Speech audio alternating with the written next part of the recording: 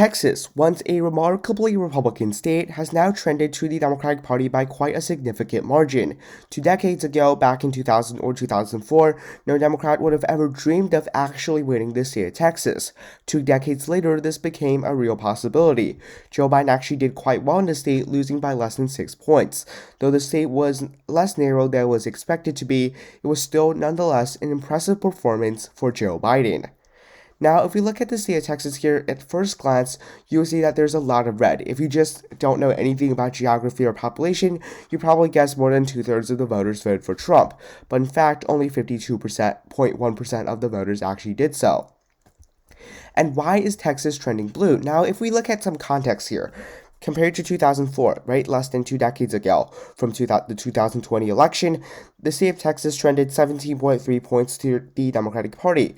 Yet, well, you could be seeing that many states actually trended to the Democrats. So maybe this was a bad election for Democrats. Well, true, George W. Bush won, but he barely won the popular vote, right? He won the popular vote by less than 1 percentage points. So it's not really a significant win for him. And nonetheless, Texas trended 17.3 points towards Joe Biden. And if we do some of the math here, 17.3 divided by 16, you'd see that it has trended more than 1 percentage point more Democratic per year, which is quite a significant pace. Now, why is that the case? Well, one of the things is Texas's population. You see that in 12 months between 2021 and 2022, the population in the state of Texas increased by 470,000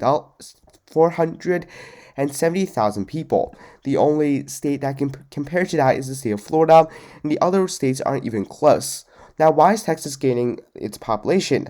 Well, first off, migrants from other countries, such as Mexico, who are more likely to vote for Democrats, or across pretty much any country who are able to enter the United States legally, can vote in a presidential election. These voters are probably going to prefer someone like Joe Biden over Donald Trump, but also Rust Belt voters. The Rust Belt population has decreased over the past couple of decades, and voters, typically Democrats, who are typically more wealthy, they end up moving to the state of Texas, increasing the state's Democratic base, and pretty much making sure that Democrats will be able to consistently perform better in the state.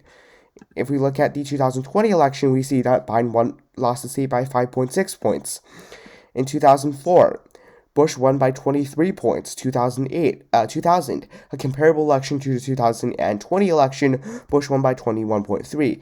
In even Obama's landslide victory in 2008, McCain still won the state by closer to 12 points, one of the rare states that he actually did better than Trump did in 2020.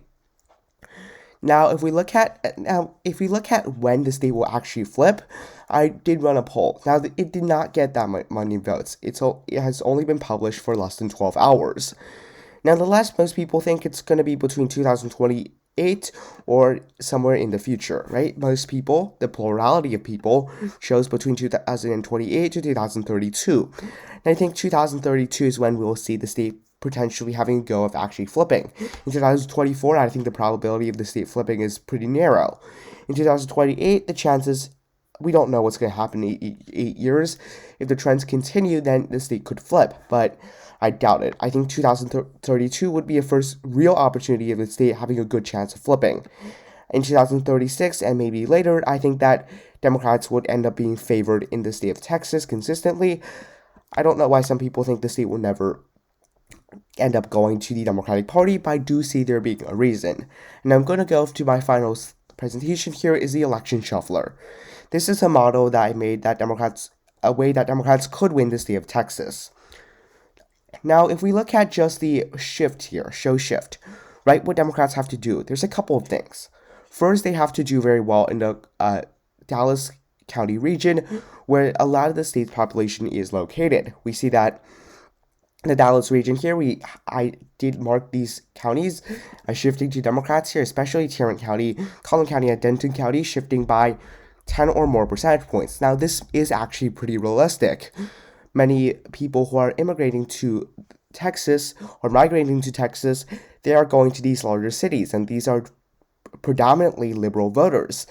And that is why these areas will shift blue. Similarly with Harris County, as well as the Travis County region where Austin is located, as well as that Bexar County where essentially San Antonio is located. Now, the first thing is that Democrats need to do well there. The second thing is the rural regions.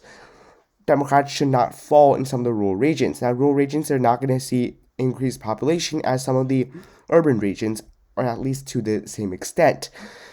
But Democrats also need to ensure that they don't drop in some of those counties. Now, that's not going to be super difficult. Here you see that some of these counties are already about 70, or in some cases, even 90% of the voters in some of these counties have voted for the Republican Party. So they're not going to end up losing many voters there because they don't have much of a support base. But the most important thing here, and the hardest thing here, maybe not the most important, but nonetheless the most challenging thing for Democrats, is that they have to do well with Hispanic voters. If we look at the Texas trending results here, back in 2020, we'd see that Democrats did a disastrously poor job in the state of Texas with some of the results there.